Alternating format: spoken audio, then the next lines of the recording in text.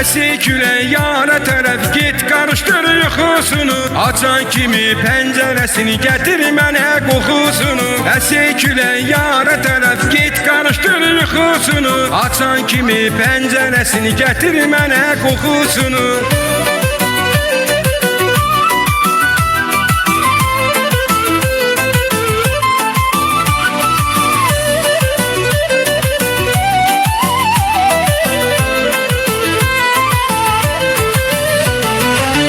Xatırlat mənlə olan, mənlə keçən günlərini.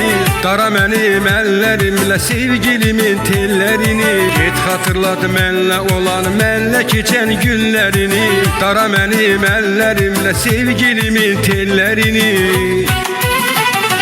Əsir külək yana tərəf get, qarışdır yuxusunu. Açan kimi pəncərəsini gətir mənə qoxusunu. Əsir külək yana tərəf get, qarışdır yuxusunu. Açan kimi pəncərəsini gətir mənə qoxusunu.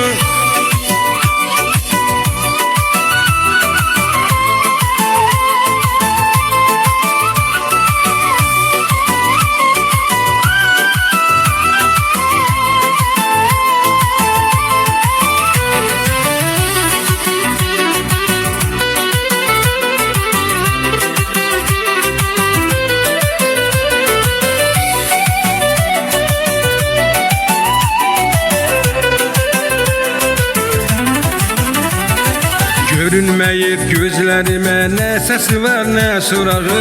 Bəlkə zülmət gecədə, bəlkə sönüb gül çırağı. Görünməyib gözlərimə, nə səsi var, nə surağı. Bəlkə zülmət gecədə, bəlkə sönüb gül çırağı.